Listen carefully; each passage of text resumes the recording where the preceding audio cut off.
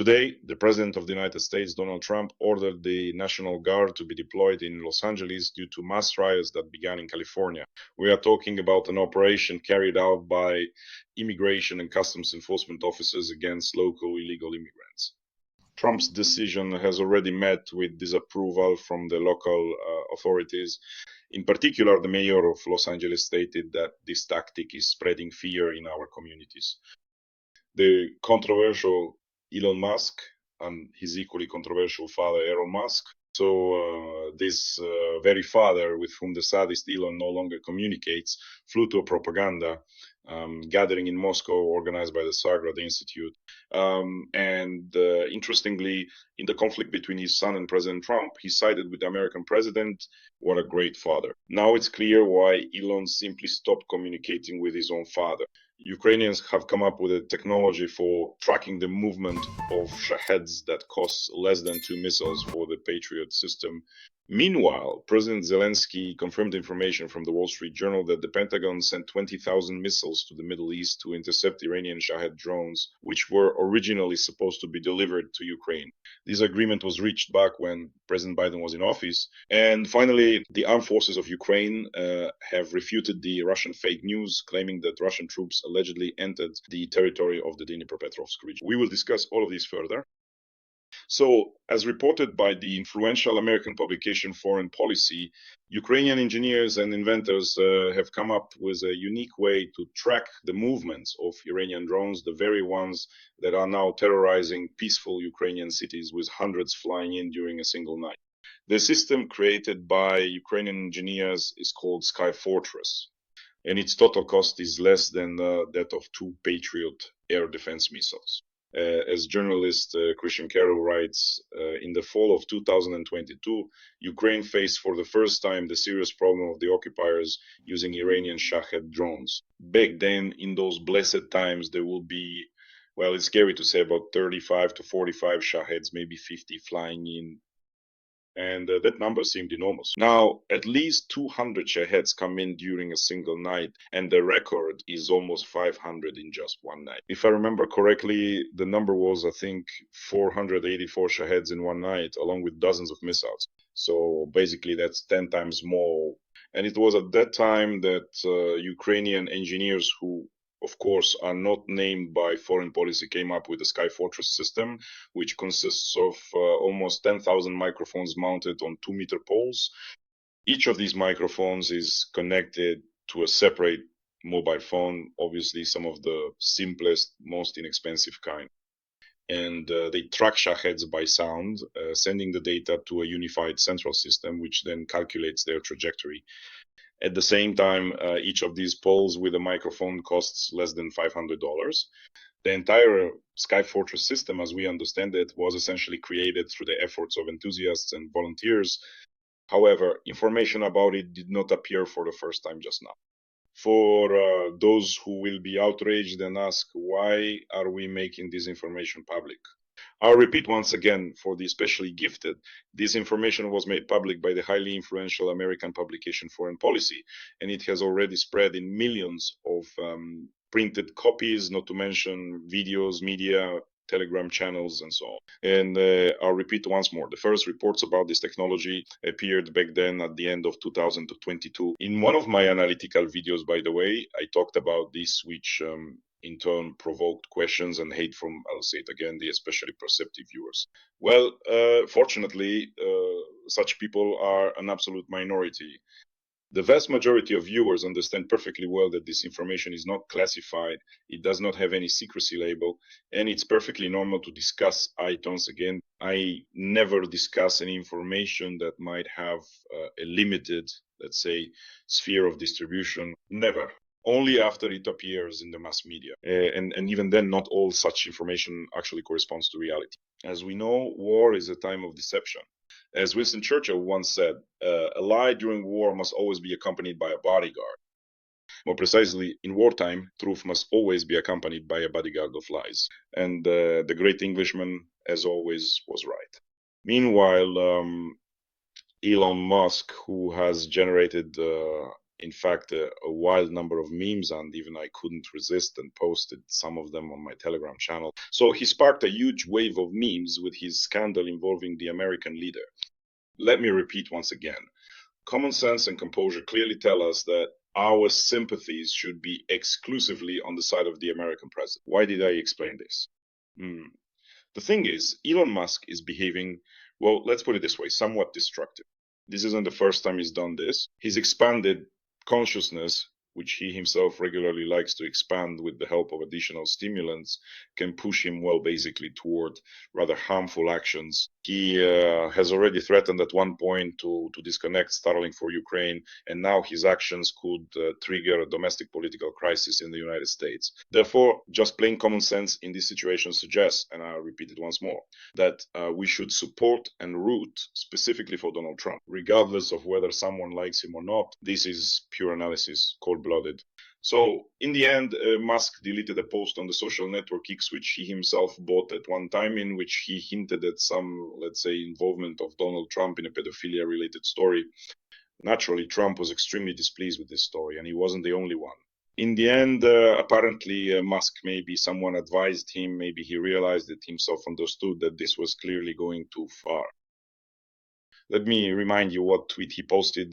It's time to drop a real bombshell. Donald Trump appears in the Epstein files. Let me remind you, this refers to the elite pimp who often connected underage girls, not always of easy virtue, and sometimes they were simply lured in, so to speak, deceived and drawn into these networks to satisfy the needs of wealthy and influential clients.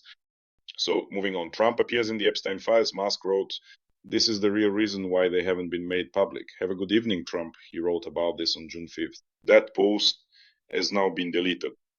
As we remember, Epstein died by suicide under mysterious circumstances in prison. What drove him to do this? This in general has already become fodder for numerous conspiracy theories that are spreading in one way or another across various circles. Well, let's finally wrap up with Musk and his wonderful dad, Errol, who still owns diamond mines, and his son really doesn't want to talk to his father.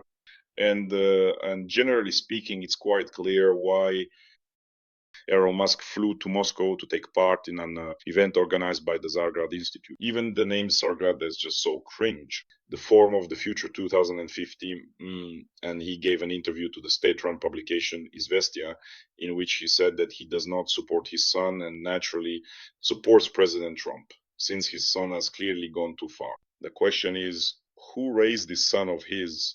Was it not Elon Musk who had a hand and other body parts in this? But apparently he either applied them in the wrong place or in the wrong way, or without the proper, shall we say, enthusiasm. In the end, Musk turned out the way he did into the person we know today. Musk also mentioned in an interview with Zagrad TV that some very interesting people invited him to discuss the future and helped him with his flight. Let me translate from Errol Musk's language into plain human terms.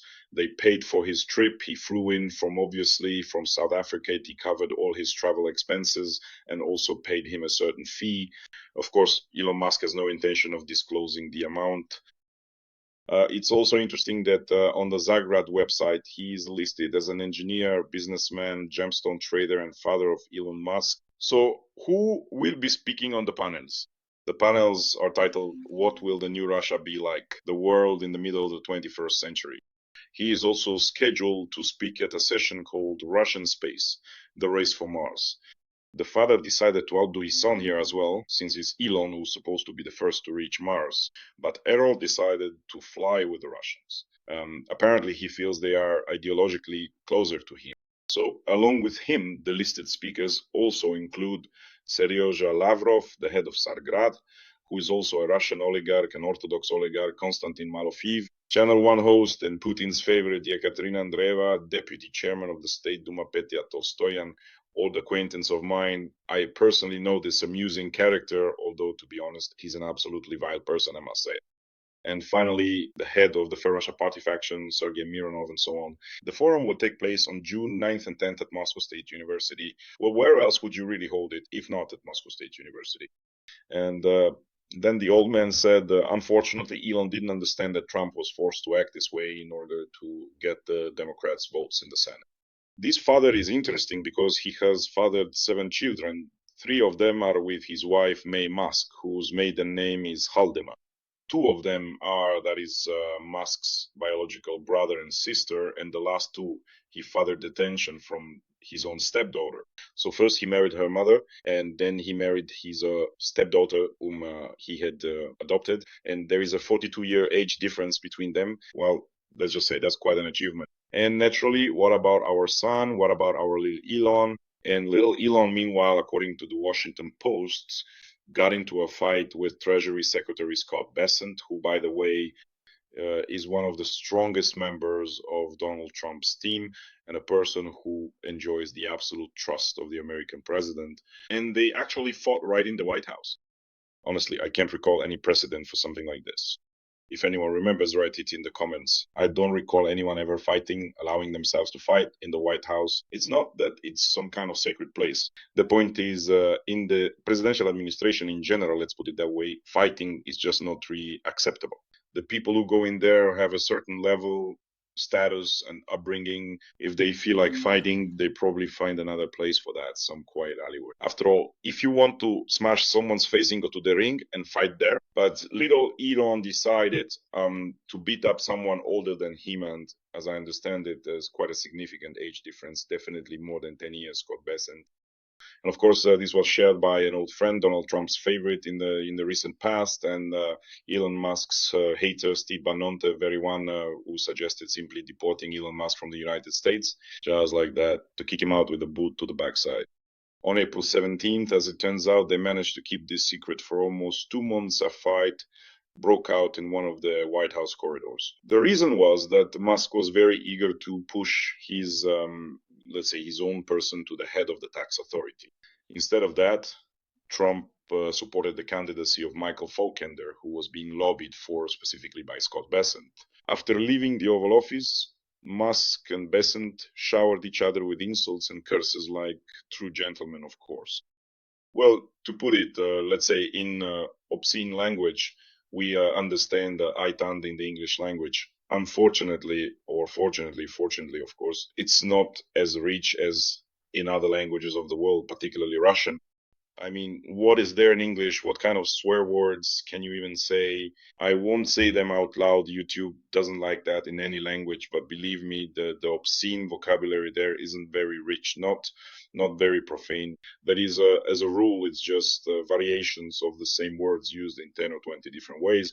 So they had an argument, and after that, Bessent accused Musk of being a scammer, basically, of failing to deliver on his promise to cut government spending by $1 trillion.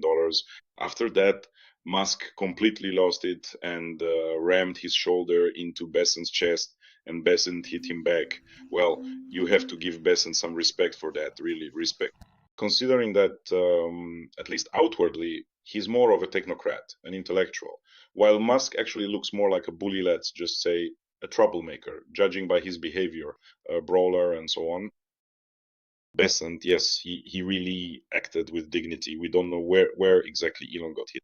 By the way, apparently that wasn't the last time he got hit. Recently, as we saw, he was walking around with a shiner, a black eye under his right eye. So it seems he might have tried to get into it with someone else, but it wasn't Scott Bessent, and it didn't happen that time. In the end, White House staff rushed in to break them up. They were fighting right next to the National Security Advisor's office. Just wonderful. Here's the now fired team member. Here's Donald Trump. Musk was escorted out of the West Wing of the White House, and Trump responded with the phrase, "This is too much already." Well, indeed, this is, let's say, a bit of an unpleasant story, to put it mildly, especially when it happens in the White House. In any case, this is already a mark against the American president. And now, returning to the topic that we discussed at the beginning today, Donald Trump sent 2,000 National Guard troops to Los Angeles, California, because of the protests that broke out in Los Angeles due to raids against illegal immigrants. Clashes began there among the residents of the city of Paramount. They came out with Mexican flags. Trump will be very pleased with this. That's not a slip of the tongue, because he's always saying that these various illegals, and as we remember, during his first presidential term, he was especially harsh toward Mexicans, and for him, this is like a gift. Here's living proof. I told you they're Mexicans. So now these illegals are even displaying their own flags here in our California. The police officers from immigration and customs enforcement used tear gas, gas and batons, pulling people out of the crowd. There were several hundred protesters. There you have it. They were overturning shopping carts from malls, throwing them at cars and storefronts. Basically, everything was as usual. They were burning things, and there are plenty of videos and photos of all this. And all of this was happening under the flags. I'll repeat once again, we don't know if there were many or not, but several Mexican flags were captured in the photojournalist shots. Also, the Marines at Camp Pendleton have been put on high alert. And the mayor of Los Angeles, Karen, but naturally, these are not Republicans, as we understand. The state is purely democratic stated that Trump is spreading fear and undermining the fundamental principles of safety in our city. We will not tolerate this. California Governor Gavin Newsom also criticized Trump. He later stated that Trump just wants a spectacle. Well, naturally, Trump did not let it slide and didn't hold back. He immediately declared that they would deal with the looters themselves the way it should be done. And it's clear that this conflict is not going to end. Obviously, Trump will continue to, as they say, add fuel to the fire. It's unlikely that this situation will end well. Zelensky confirmed the information from the Wall Street Journal, which reported that the Pentagon redirected, not gave away, but redirected 2,000 special anti-drone missiles that had been promised to Ukraine under Biden. The Wall Street Journal wrote about this, and it wasn't that long ago, literally about a week ago. These are special missiles equipped with a proximity fuse that detonates when the missile approaches its target. They are surface-to-air missiles designed specifically to counter drones, primarily Iranian ones like the Shahed. But in the end, they were redirected to the Middle East. The Pentagon decided that they were needed more there. But that was the Americans' decision. These fuses are unique and are called APKWS, which stands for Advanced Precision Kill Weapon System. The System of Precision Advanced Precision Strike System, that's roughly how it can be translated. And in fact, a scandal erupted over this about a week ago. Zelensky has now confirmed this information, and it is absolutely clear that this story will now be used by the Europeans, primarily by the Europeans, since in particular, we are seeing more and more companies coming in and producing, including interceptors, drone intercept. Another such plant will be built by the French automotive group Renault in Ukraine. This was reported by France Info Radio, citing its own sources. At the same time, the Renault Corporation, known worldwide as an automotive company, will be cooperating with French small and medium-sized businesses, primarily those related to the defense sector. They will be producing, it's not specified where, but it is assumed that there will also be some production in Ukraine. Earlier, this was reported by the French Minister of Defense, Sébastien Lecornu. Drones will be provided to support both tactical and operational training, and it is also expected that there will be drone interceptors. But let me repeat once again, a sacred place is never empty. Obviously, this whole story will have a continuation. And as for the Putin's response, which Trump announced it is expected in the very near future. This could even happen tonight, as warned by websites that monitor the preparations of Russian strategic aviation. Therefore, it is necessary to be extremely vigilant. There are already more than 100 Russian Shaheds in Ukrainian airspace. Therefore, this means that under no circumstances should you ignore the sound source signals of air raid alerts. When notified of a cruise or ballistic missile attack, you must immediately go to a shelter or another safe place. This is the most important thing. Meanwhile, as reported by the Moscow Times, Putin still hasn't really come up with anything grand to do. They still haven't been able to come up with anything there. So, as always, they decided to carry out a traditional combined strike using both drones and missiles, especially considering that Russia has not managed and will not be able to recover the losses in its strategic aviation. And finally, yet another provocation that the Russians tried to stage today, attempting to hand over the bodies of the fallen, specifically the bodies of Ukrainian soldiers, without coordinating with the Ukrainian side. However, In this case, there is no certainty, so to speak, that these are actually Ukrainian soldiers. There have been reports citing several sources suggesting that they might simply be trying to pass off quite literally bodies of Russian soldiers who were killed, presenting them as Ukrainian. In short, it's yet another vile story, especially painful for relatives and loved ones of those Ukrainian soldiers who are missing in action. And people just want, at the very least, to give their loved ones a proper burial.